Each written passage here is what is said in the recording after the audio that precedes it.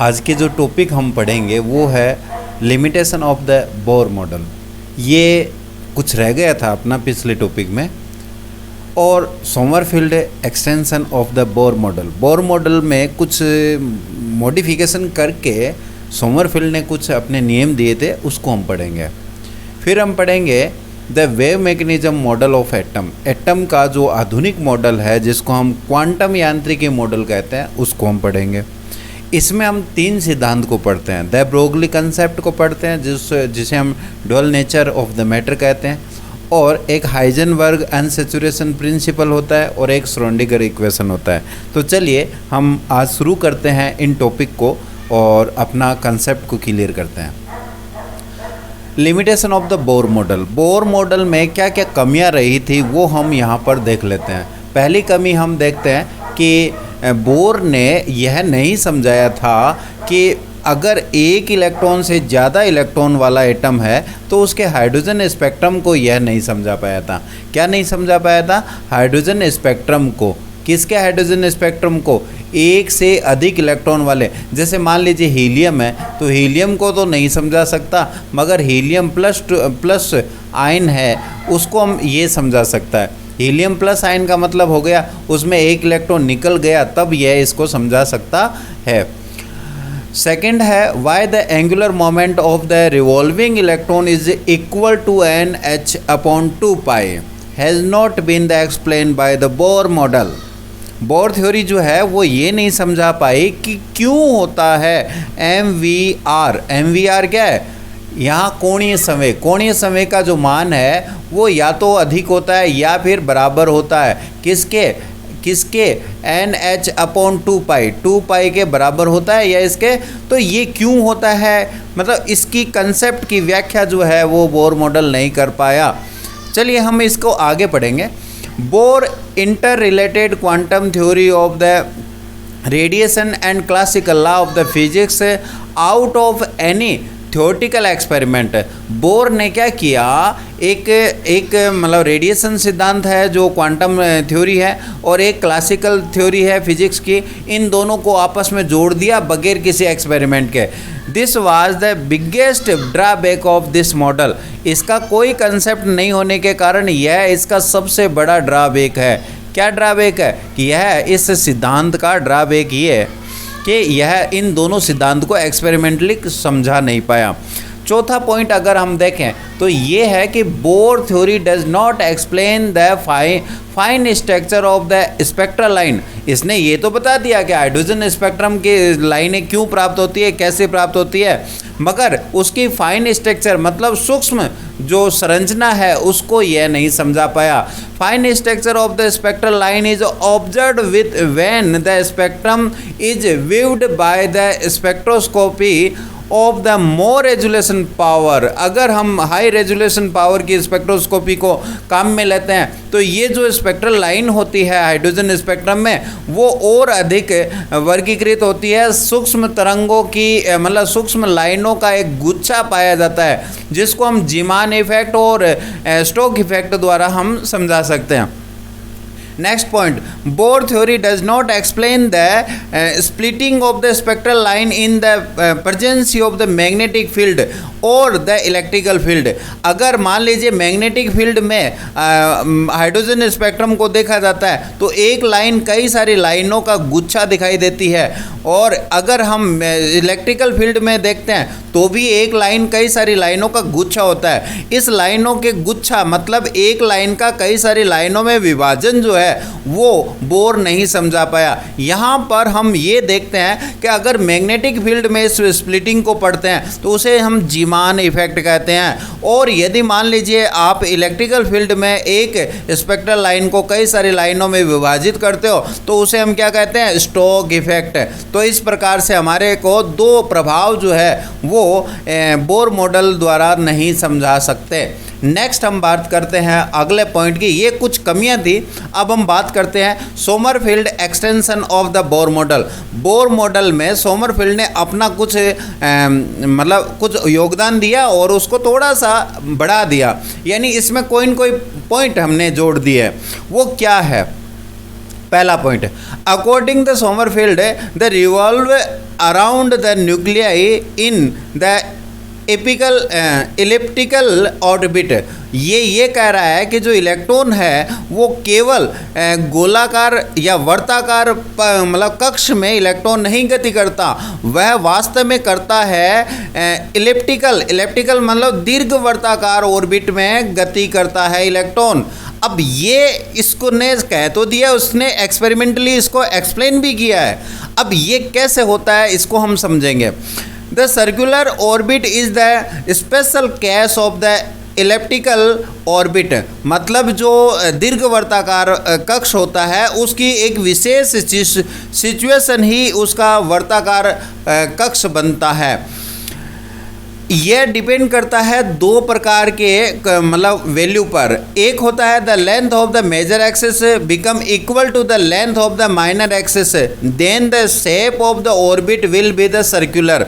इसका मतलब ये हुआ, अगर हम इस पॉइंट में देखें, अगर हमें इस चित्र में देखें तो हमारे पास दो चित्र दिखाई दे रहे हैं। यहाँ पर ये जो सर्कुलर वर्थ है इसके अंदर एक तो होता है आर वैल्यू और एक होता है थीटा और आर जो है ये यहाँ पर एंगल और रेडिएशन है। रेडियाई मतलब त्रिज्या है, और त्रिज्या और थीटा का जो मान है वो लगातार यहाँ पर बदलता रहता है। यदि किसी सिचुएशन में त्रिज्या का मान कांस्टेंट हो जाता है, तो जो थीटा है वो बदलता रहेगा और सर्कुलर पथ प्राप्त होगा।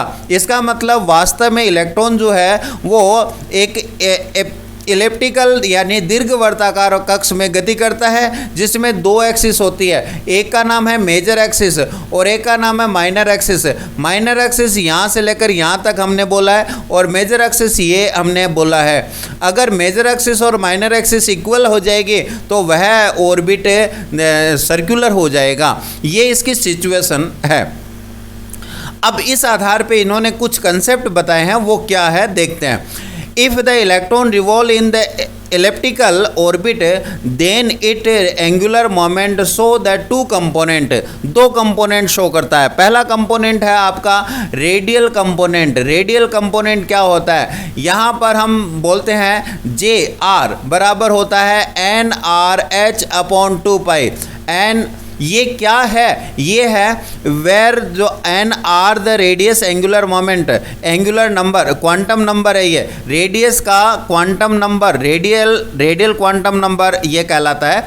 और एन आर का जो मान है वो n-1 होता है, n-1 होता है और ये 0 तक हो सकता है। और यहाँ पर n जो है वो सेल के नंबर है, जो आपका कक्ष होगा उस कक्ष के नंबर है। इस प्रकार से हम रेडियल कंपोनेंट जो है उसको दर्शाते हैं। एक और होता है एजीम्यूथल कंपोनेंट। एजीम्यूथल का मतलब है दिगंशी कंपोनेंट। दिगंशी कंपोनेंट जो है वो है जे फाई जो है वो h अपॉन 2 का वैल्यू होता है इसका। और एजीम्यूथल क्वांटम नंबर जो है यहाँ पर ये n का वैल्यू है। n का वैल्यू जो है वो n यानी 1 से लेकर के n तक होता है। यहाँ पर भी n जो है वो सेल नंबर है, मतलब कोष की संख्या है। अगर हम इन दोनों कंपोनेंट को एक साथ जोड़ें तो जो एंगुलर मोमेंट होता है इलेक्ट्रॉन का वह आपका प्राप्त होता है इस प्रकार से, यानी Jn total angular moment of electron जो है ऑर्बिट में जो होगा वो Jr + J होगा। यानी आपका रेडियल कंपोनेंट और एजीम्यूथल कंपोनेंट दोनों को जोड़ दिया जाएगा। अगर हम इन दोनों की वैल्यू को निकालें तो NH अपॉन 2 का जो वैल्यू आपने बोर मॉडल में पढ़ा था, NH अपॉन 2 जिसको हमने एंगुलर मोमेंटम कहा था, यानी MVR कहा था। MVR बराबर क्या कहा था, NH अपॉन 2 यहाँ पर इसी को ये बता रहा है कि NH अपॉन 2 जो है यहाँ पर दो जो रेडियल कंपोनेंट और एजीम्यूथल कंपोनेंट है उन दोनों का मिक्सचर है, और इस कारण से हम इसकी वैल्यू ये लिख सकते हैं, यानी इन दोनों की वैल्यू को यहाँ पर पुटअप कर सकते हैं। और जो सेल होता है सेल नंबर वो भी दो प्रकार के कंपोनेंट पर निर्भर करता है, एक है NR और एक है N5। NR जो है वो आपका क्या था, रेडियल क्वांटम नंबर, और N5 क्या चीज़ है, वो है आपका एजीम्यूथल क्वांटम नंबर। इन दोनों से हम इसको दर्शा सकते हैं। अगर मान लीजिए किसी कोस के लिए, किसी ऑर्बिट के लिए अगर हम n का वैल्यू 4 लिखें तो ये वैल्यू किस आधार पे आता है, ये दोनों कंपोनेंट पर निर्भर करता है, दोनों क्वांटम नंबर पर निर्भर करता है। अगर मैं इन क्वांटम नंबर की वैल्यू लिखता हूँ तो इनका टोटल मान जो है वो इक्वल 4 होना चाहिए। जैसे मान लीजिए इसका 3 है तो इसका हम 1 रखेंगे तब 4 होगा, या फिर इन दोनों की वैल्यू 2 रखेंगे, या 1 और 3 रखेंगे, या 0 + 4 रखेंगे। इस प्रकार से अगर 4 क्वांटम नंबर है तो इसके अंदर 1 2 3 4 कोस होंगे, 4 सब कोस होंगे। तो 4 नंबर का जो ऑर्बिट है उसमें सब ऑर्बिटल की संख्या भी 4 होगी। ये हम यहाँ पर डिसाइड कर सकते हैं। The length of the major axis indicated by the NR plus N5, NR और N5 दोनों के द्वारा हम जो length of the major axis हम दर्शा सकते हैं। और length of the major axis indicate the N5, the path of the electron का जो पाथ है वो K द्वारा हम दर्शा रहे हैं। यहाँ पर K बराबर होता है NR प्लस N5/N5। यहाँ पर इलेक्ट्रॉन के पाथ को दर्शाने के लिए हमने दर्शाया इन दोनों की वैल्यू को हम क्या कर सकते हैं, n, और ये N5 हो गया। इसका मतलब इलेक्ट्रॉन का पाथ दर्शाने के लिए हमारे पास होना चाहिए क्या, length of the major axis upon the length of the minor axis. जो मेजर एक्सिस है वो दोनों वैल्यू रखती है NR प्लस N5, इन दोनों की वैल्यू होती है, और हम माइनर एक्सिस है उनको और रख देंगे।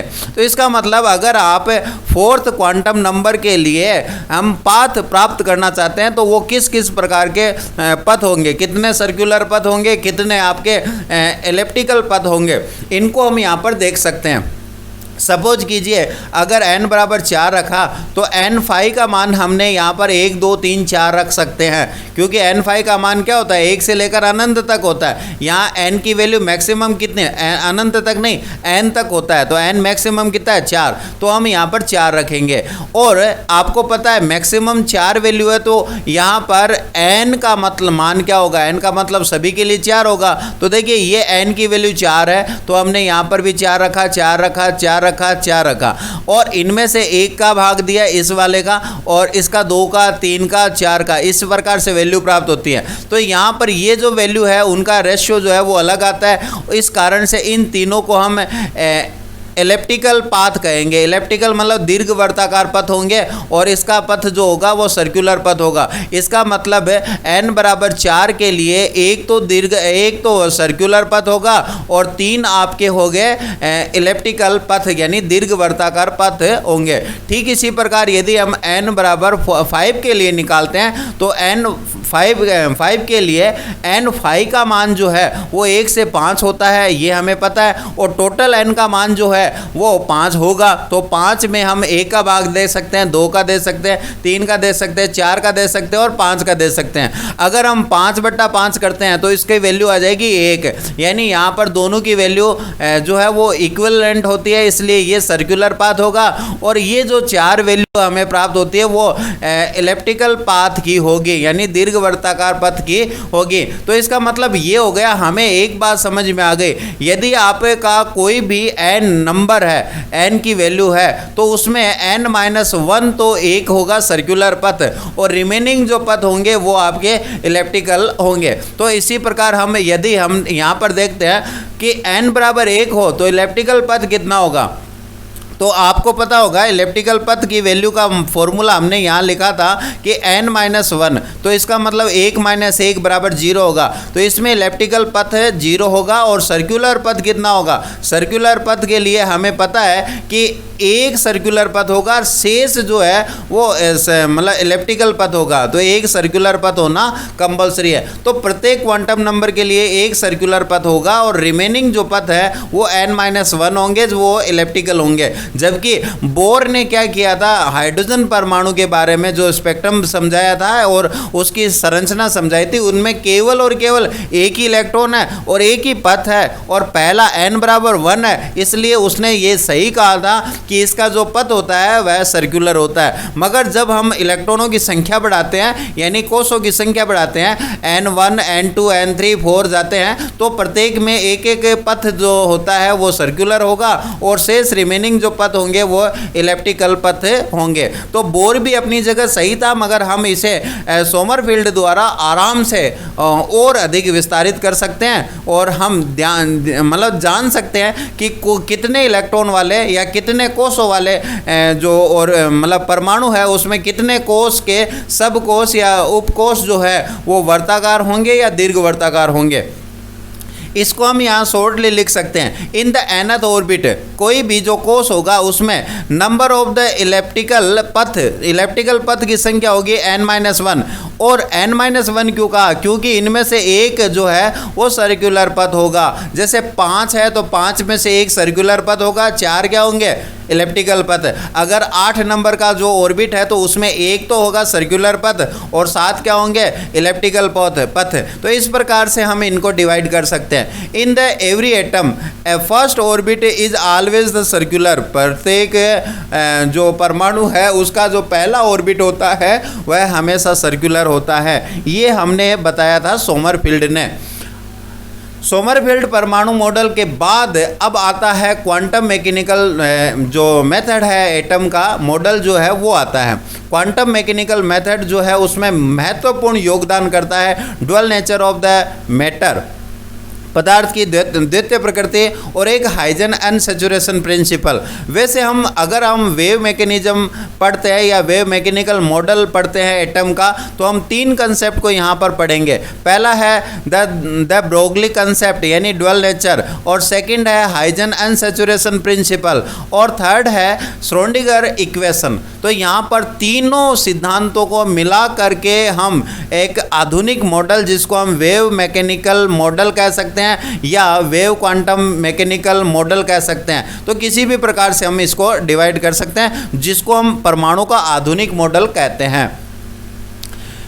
चलिए हम पहले बात करते हैं dual nature of the matter, पदार्थ के दोहरी प्रकृति। पदार्थ की दोहरी प्रकृति में हम पढ़ेंगे द ब्रोगली इक्वेशन, और द ब्रोगली इक्वेशन जो है वो 1924 में दी गई थी।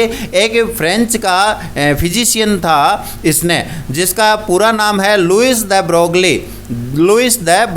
क्या नाम था, लुइस द ब्रोगली।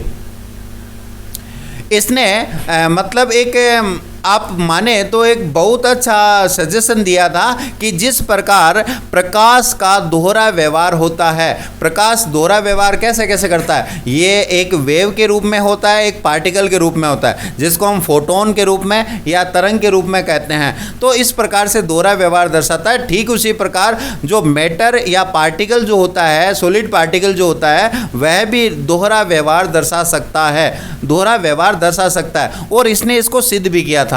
हम अगर बात करें प्रकाश के दोहरे व्यवहार का, प्रकाश में हम यहाँ लाइट बोल सकते हैं, एक्सरे बोल सकते हैं, इन दोनों में से किसी को भी ले लें तो इनके ड्यूअल नेचर को हम बता सकते हैं इंटरफेरेंसी यानी प्रकाश के व्यतिकरण से, और डिफ्रैक्शन से, प्रकाश का जो डिफ्रैक्शन होता है उसके यानी प्रकाश का विवर्तन जो होता है उसके द्वारा समझा सकते हैं। Many fact related to radiation can only be explain when the beam of the light ray is regarded as the composed of the energy photon holds the velocity of velocity जो है वो 3 × 10⁻10 सेंटीमीटर प्रति second होती है।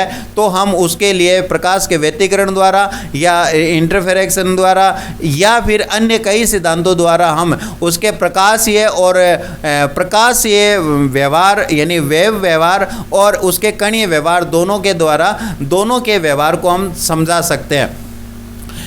मगर यहाँ पर the Broglie ने ये कहा कि जैसे पार्टिकल जो है, जैसे प्रकाश जो है वो दोहरा व्यवहार दर्शाता है, ठीक उसी प्रकार आप पार्टिकल पर भी ये लागू कर सकते हैं। उन्होंने कई सारे एक्सपेरिमेंट के द्वारा ये पाया कि according to the Broglie the wavelength lambda of the electron electron जो पार्टिकल के रूप में है इस का लेमडा जो है वो इन्वर्सली प्रोपोर्शनल होता है द इट्स मोमेंटम। यानी हम ये कह सकते हैं, अगर हम इलेक्ट्रॉन की बात करें तो इलेक्ट्रॉन के लिए लेमडा की वैल्यू जो है, लेमडा की वैल्यू इन्वर्सली प्रोपोर्शनल होती है क्वांटम नंबर मोमेंटम के होते हैं। तो हम यहाँ पर मोमेंटम को इस प्रकार से लिख सकते हैं।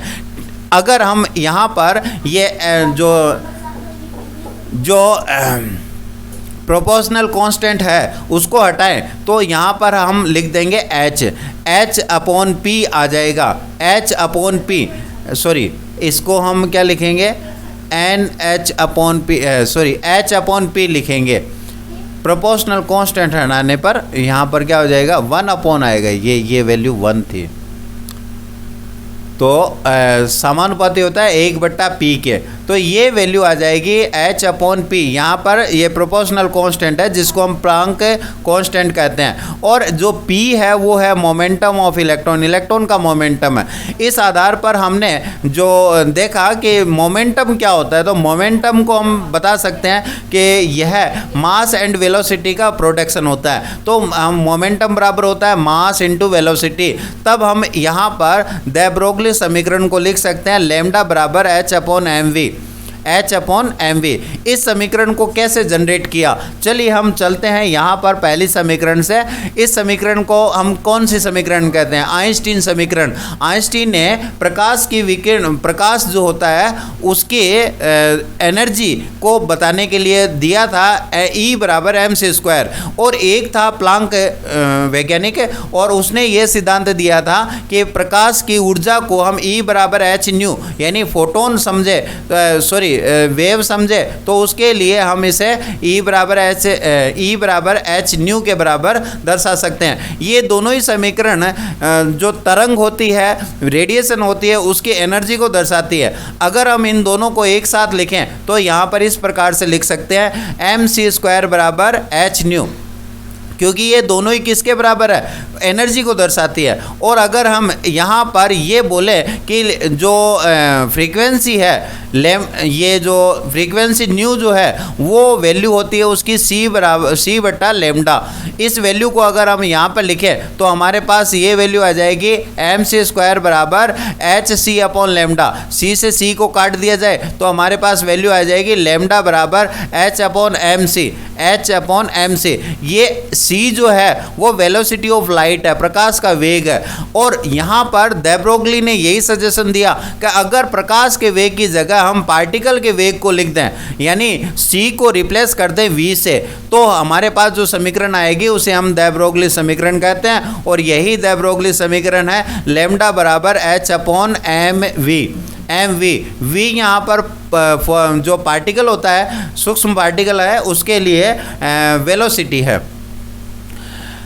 The above relation can be defined as the follow by using the Einstein equation, Planck quantum theory and wave theory of the light। जो wave theory of the light है, इन तीनों के द्वारा इस समीकरण को सत्यापित किया जा चुका है। ये थी dual nature. It is clear from the above equation that the value of the lambda decrease on the increasing either m और v और both। इसका मतलब ये हुआ कि लेमडा की जो वैल्यू है वो समानुपाती होती है किसके, m के, व्युत्क्रमानुपाती होती है m के और v के।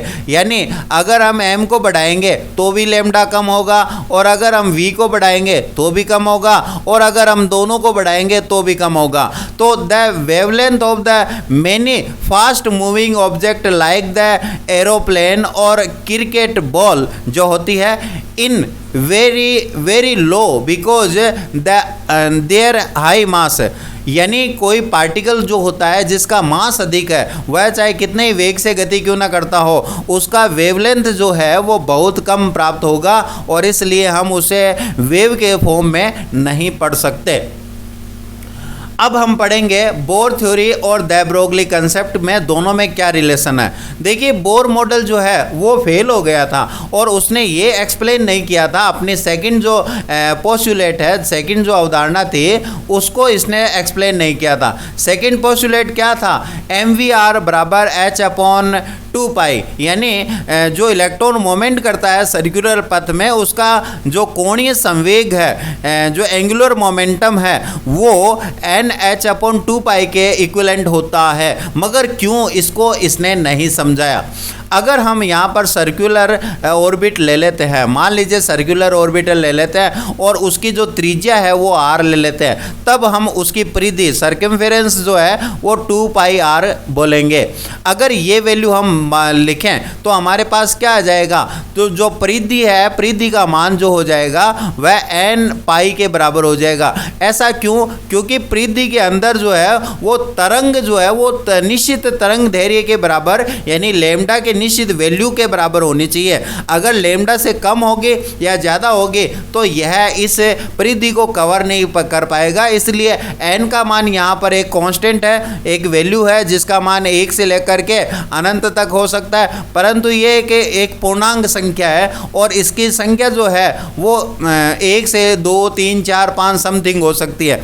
मगर ये पूर्णांक होगी तो इसका मतलब लैम्डा जो है वो आधा अधूरा नहीं हो सकता, यानी 3 4 5 जितने भी लैम्डा होंगे उन लैम्डाओं की वैल्यू जितनी आएगी उसके इक्विवेलेंट यदि कोई परिधि होगी तो वह ही सर्कुलर ऑर्बिटल होगा और उसी में ही इलेक्ट्रॉन मोमेंट कर पाएगा, अदरवाइज नहीं कर पाएगा। तो इस वैल्यू को अगर हम यहाँ पर लिखें तो हमारे पास इससे ये मतलब इक्वेशन जो है ना mvr बराबर nh/2π निकाल सकते हैं और इससे ये सिद्ध भी हो जाता है कि जो बोर मॉडल है उसकी जो कंसेप्ट है वो क्लियर होती है, दूसरा पोस्टुलेट सिद्ध होता है।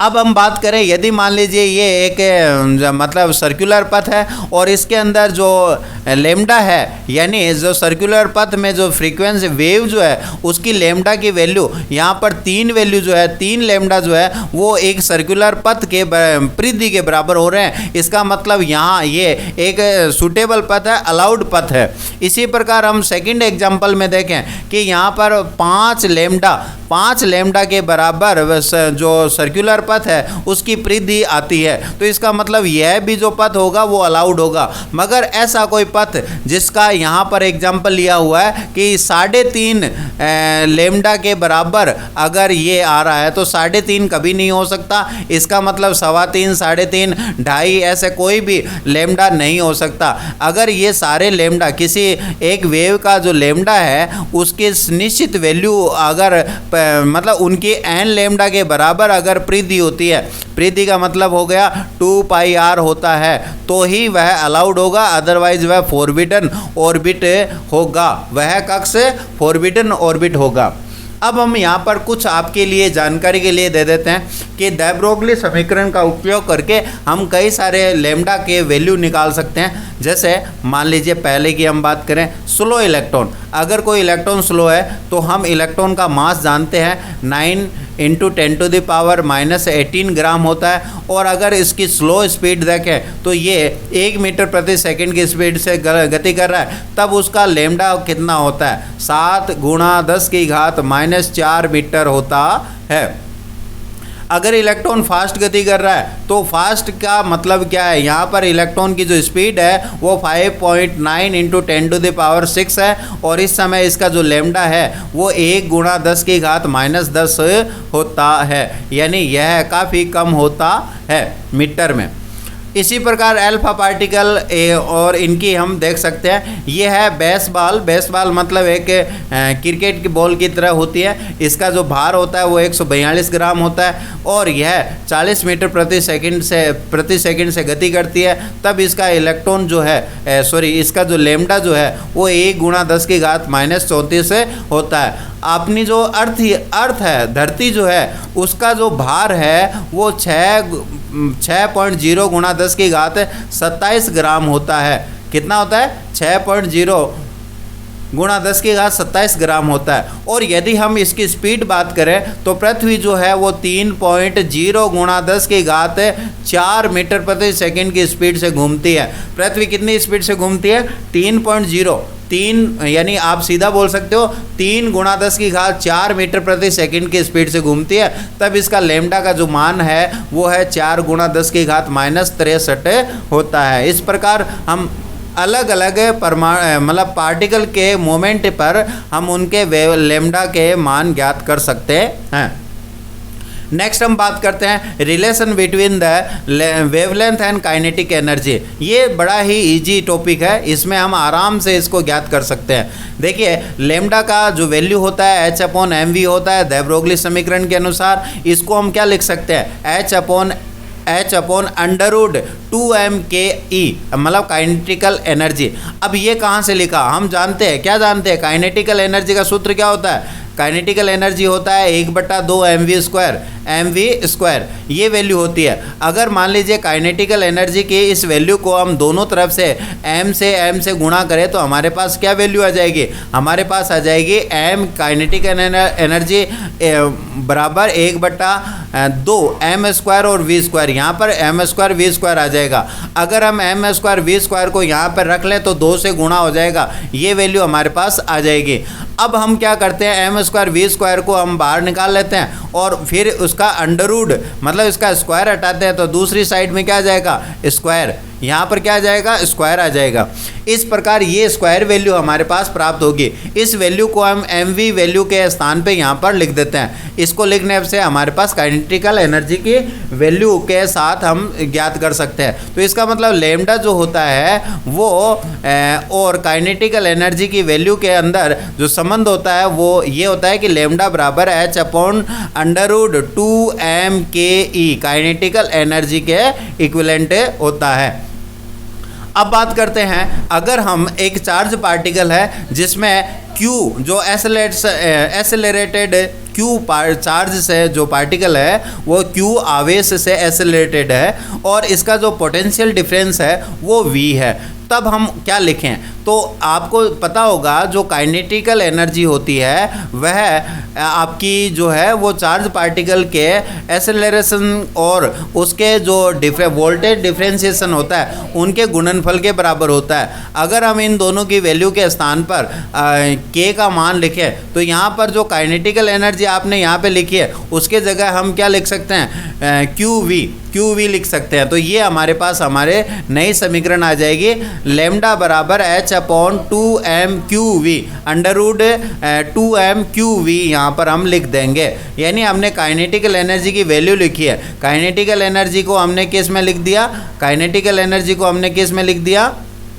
QV के रूप में। ये बराबर किसके है? QV क्या है? Q क्या है? एसेलरेशन चार्ज पार्टिकल का आवेश और जो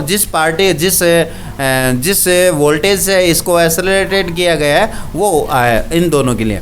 अगर हम इलेक्ट्रॉन के लिए देखें तो यह इलेक्ट्रॉन के लिए जो वैल्यू आती है वह है लेमडा बराबर √150/V एंगस्ट्रॉम में आती है। और यहाँ पर अगर हम इसको और थोड़ा सा सोल्व कर लें तो लेमडा का मान आता है 12.25/V। V को हम यहाँ पर नीचे रख लेते हैं और एंगस्ट्रॉम, ये हमारे पास इलेक्ट्रॉन के लिए काम आएगी ये वैल्यू, इसको नोट कर लिया जाना चाहिए।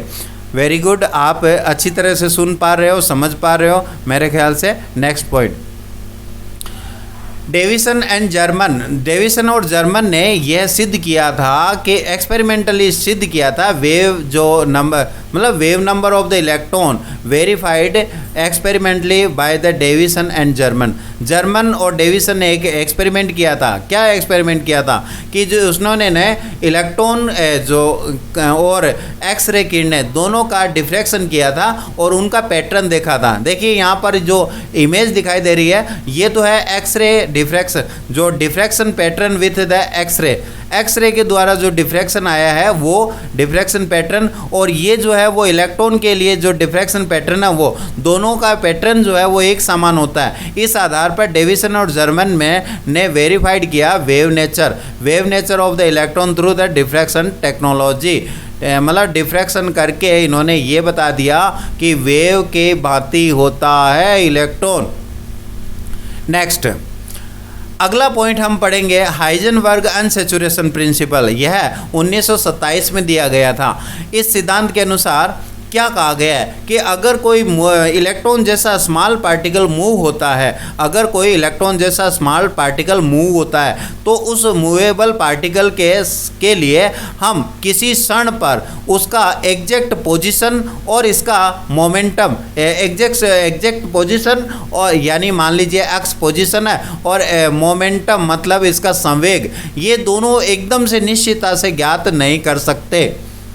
It is impossible to measure the simultaneously the exact position and exact momentum of the body as small as the electron।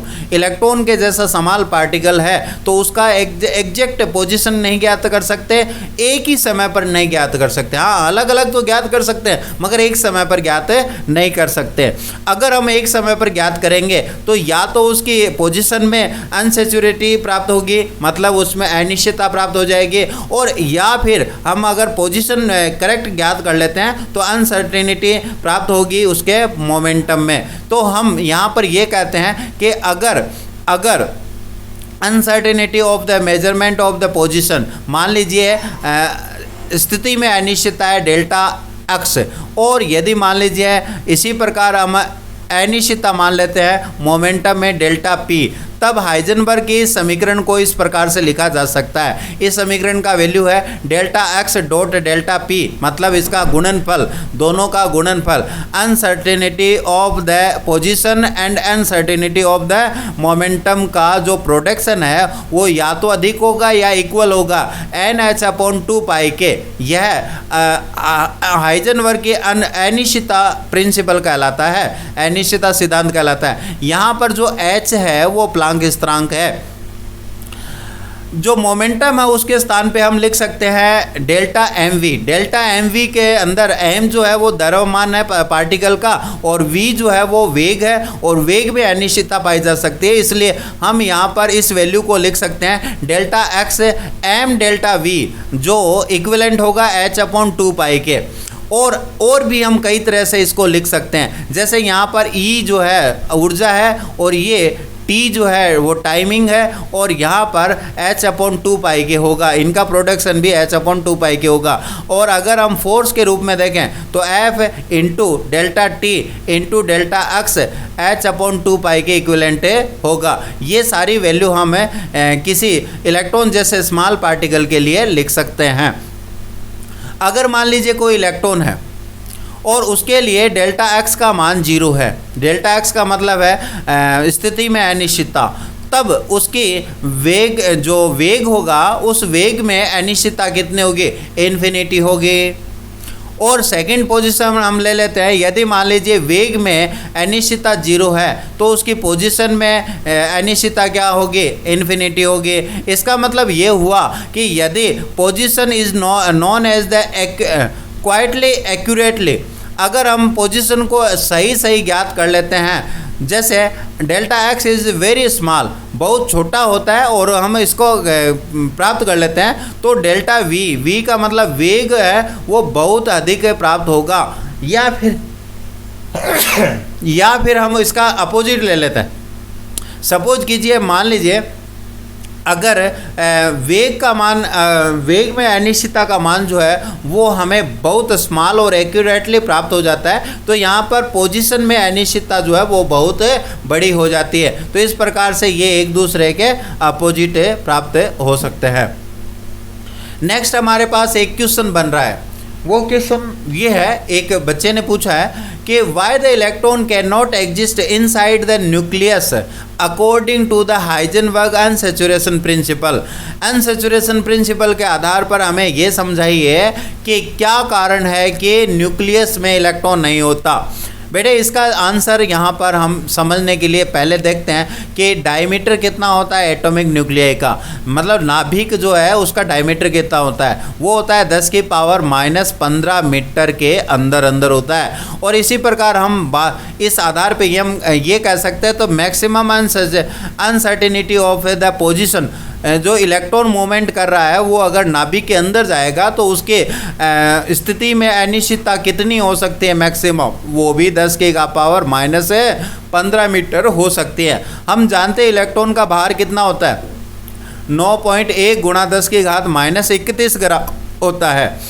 अब हम क्या करते हैं, इस पर अनसैचुरेशन प्रिंसिपल का सिद्धांत लागू करते हैं। Delta x dot delta P बराबर h/v। अगर हम इसका वेग के आधार पे लिखें तो ये समीकरण होगा। हम क्या करते हैं, वेग का वैल्यू जो है ना, डेल्टा v का वैल्यू हम निकालते हैं।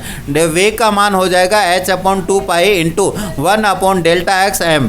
यहाँ पर क्या करते हैं, h का मान रखते हैं, प्लांक कांस्टेंट का मान होता है 6.63 × 10⁻34 और यहाँ पर 4 का मान 4 है और पाई का मान है 22/7 और 1 यहाँ पर हमने क्या लिख दिया, डेल्टा एक्स का मान क्या है, uncertainty in the position of the electron in nucleus.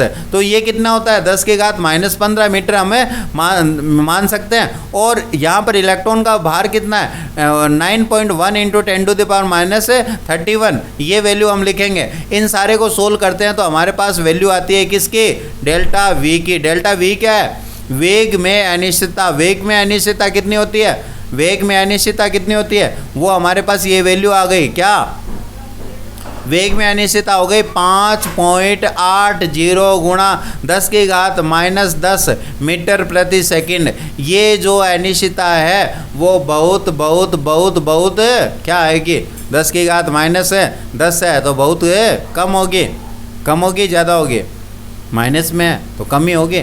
तो ये बहुत वेग जो है वो बहुत फास्ट होगा। मूविंग पार्टिकल बहुत ज़्यादा गति से, तीव्र गति से, फास्ट गति से गति करेगा। अगर हम उसकी त्रिज्या की वैल्यू हम देखें, जो नाभिक है उसकी तुलना में इलेक्ट्रॉन का वेग बहुत अधिक होने के कारण उसमें ये माना जाता है कि इलेक्ट्रॉन नहीं पाया जाता। नेक्स्ट हम बात करते हैं श्रोडिंगर इक्वेशन की। श्रोडिंगर इक्वेशन जो है वो क्या है, वो हमारा क्वांटम मैकेनिज्म जो है उसका तीसरा सिद्धांत है। तीसरा सिद्धांत हम यहाँ पर पढ़ रहे हैं क्वांटम थ्योरी का।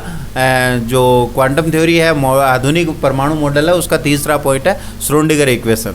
श्रोडिंगर इक्वेशन जो है वो श्रोडिंगर ने दी थी और इस इक्वेशन को हम इस प्रकार से दर्शा सकते हैं।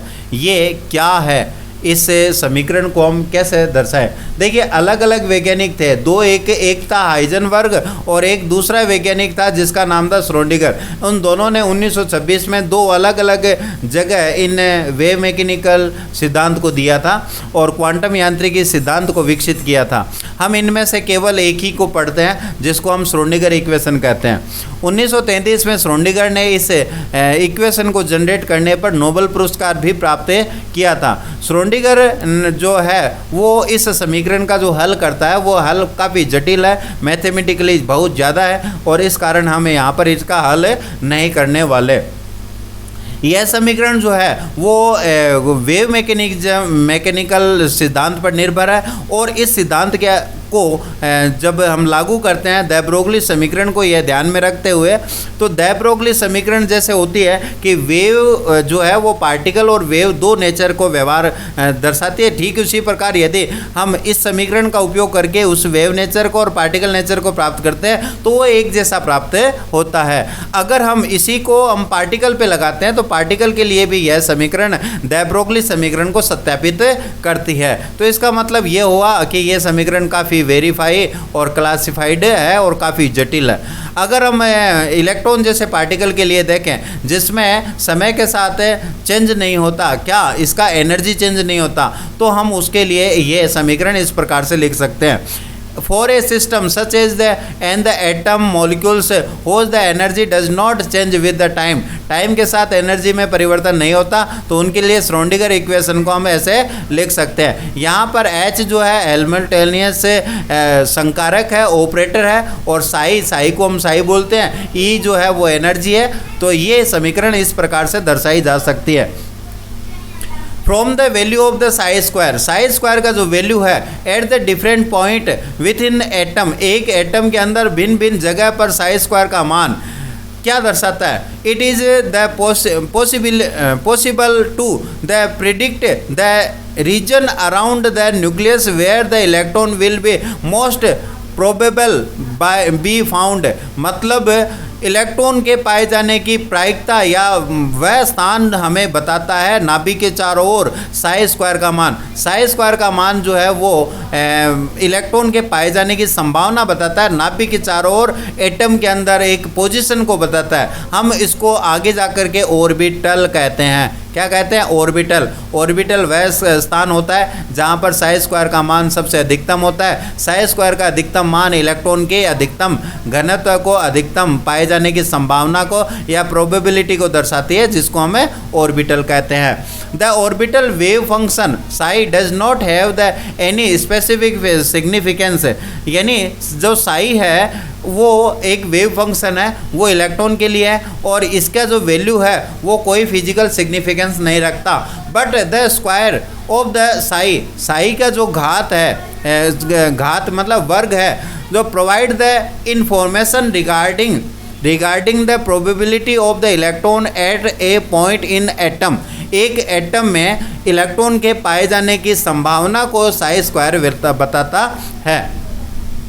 वेव इक्वेशन क्या है और उससे क्या क्या हमें पता चलता है, इसको मैं मोटा मोटी छोटे से पॉइंट में 4 पॉइंटों में हमने डिस्कस कर रखा है। तो वेव इक्वेशन से क्या क्या पता चलता है? पहला, Schrodinger equation. When the Schrodinger equation is solve for the hydrogen atom, the solution give the possible energy level the electron can occupied, मतलब इलेक्ट्रॉन जिस एनर्जी लेवल को ग्रहण करता है उसका मान हम श्रोडिंगर इक्वेशन के सोल्व करने से प्राप्त कर सकते हैं। And the corresponding wave function of the electron associated with the each energy level, प्रत्येक एनर्जी लेवल के लिए साई स्क्वायर का जो मान है वो हम निकाल सकते हैं।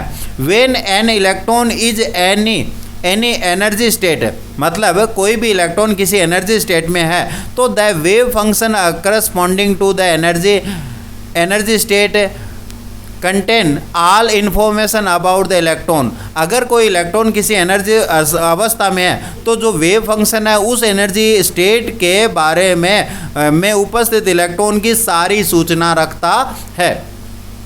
नेक्स्ट हम बात करें, the wave function is a mathematical function whose the value depend upon the coordination of the electron in the atom. एक साई स्क्वायर का जो मान है वो मैथमेटिकल फंक्शन है और इसकी जो वैल्यू है वो इलेक्ट्रॉन पर निर्भर करती है जो एटम के अंदर है। Does not carry any physical meaning, इसका कोई फिजिकल वैल्यू नहीं होता, मीनिंग नहीं होता। Such wave function of the hydrogen और hydrogen like species with 1 electron are called the orbital. अगर हम साई स्क्वायर का जो फंक्शन प्राप्त करते हैं उसकी वैल्यू प्राप्त करते हैं हाइड्रोजन के लिए या हाइड्रोजन जैसे अन्य स्पीसीज के लिए तो वो ऑर्बिट कहलाता है, यानी एटम का कक्ष कहलाता है। नेक्स्ट पॉइंट हमारा जो है वो है postulate of the quantum mechanical model. Quantum mechanical जो मॉडल है वो क्या है और इसके सिद्धांत क्या है। तो पहला पॉइंट हम डिस्कस करते हैं, the energy of the electron in the atom is quantized, मतलब ऊर्जा का जो स्तर होता है वो क्वांटिक्रिज्ड होता है। एनर्जी जो होती है ना परमाणु में क्वांटिक्रिज्ड होती है, मतलब can only have the certain specific value, मतलब परमाणु में जो नाभिक है उस नाभिक से इलेक्ट्रॉन जुड़ा रहता है, बंधा हुआ रहता है और उसके बंधे हुए होते हैं तो उसके जो ऊर्जा स्तर होते हैं उनकी ऊर्जा निश्चित होती है, मतलब कुछ स्पेसिफिक ऊर्जा वाले स्थान पे ही इलेक्ट्रॉन पाया जाता है। ऐसा नहीं है कि इलेक्ट्रॉन कहीं पे भी पाया जा सके, ये बात हम यहाँ पे सिद्ध करते हैं। नेक्स्ट हम बात करें, the existency of the quantised electronic energy level is the direct result of the wave like property of the electron and are the allowed the solution of the Schrodinger equation. अगर हम ये माने कि electron से संबंधित energy level जो है उनकी ऊर्जा जो है वो क्वांटाइज्ड होती है तो यह डायरेक्टली हमें ये सूचना देती है कि इलेक्ट्रॉन जो है वो वेव की भांति व्यवहार करता है और श्रोडिंगर इक्वेशन को सोल्व करने के लिए हमें सहायता मिलती है। नेक्स्ट हम बात करें, both the exact position and exact velocity of the electron in an atom cannot be determined simultaneously according to Haydn unsaturation principle। अगर हम अनसेचुरेशन प्रिंसिपल देखें तो उस प्रिंसिपल के अकॉर्डिंग हम इन दोनों वैल्यूओं का मान एक साथ एक समय पर ज्ञात नहीं कर सकते। The path of the electron in the an atom therefore can never be determined और नो एक्यूरेटली। इसका मतलब ये हुआ कि अगर हम नाभिक के चारों ओर ये कहते हैं कि इलेक्ट्रॉन एक वर्ताकार पथ में गति करता है, तो इस वर्ताकार पथ को निर्धारित करना भी निश्चित नहीं है, अनिश्चित है। इसका मतलब बोर मॉडल फेल होता है। वैसे बोर मॉडल फेल होता है यहाँ पे, फिर भी हम ये कहते हैं कुछ परमाणुओं के, जैसे हाइड्रोजन जैसे परमाणु के लिए बोर मॉडल सूटेबल है। नेक्स्ट हम बात करते हैं N atomic orbital is the wave function of an electron in the atom. हाँ बिल्कुल सही है। अगर हम बात करें इलेक्ट्रॉन की, तो इलेक्ट्रॉन के लिए वेव फंक्शन होता है जो इसको बताता है, ऑर्बिटल को बताता है। Whenever and the electron is the describe by the wave function, और इलेक्ट्रॉन जो है वो वेव फंक्शन के द्वारा डिसाइड किया जा सकता है। We say that the electron occupied that orbital, मतलब ये कहता है कि जिस स्थान पर ऑर्बिट होता है वहीं पर इलेक्ट्रॉन होता है। The probability of the finding and the electron at the a point within atom is the proportional to the square of the orbital wave function. यानी ये कह रहा है कि इलेक्ट्रॉन के पाए जाने की प्रोबेबिलिटी जो है वो प्रोपोर्शनल होती है, मतलब समानुपाती होती है square of the orbital wave function के, साइज स्क्वायर के समानुपाती होती है। At that point, psi square is known as the probability distance density, हम इसको बोल सकते हैं probability density हम कह सकते हैं, and is always the positive, और इसका मान जो है हमेशा धनात्मक होता है। Thank you. आज के लिए आज आपने काफ़ी अच्छा टॉपिक पढ़ा है और ये काफ़ी कवर करता है एटॉमिक स्ट्रक्चर को। अगला पॉइंट जो है वो क्वांटम नंबर के बारे में होगा नेक्स्ट। धन्यवाद।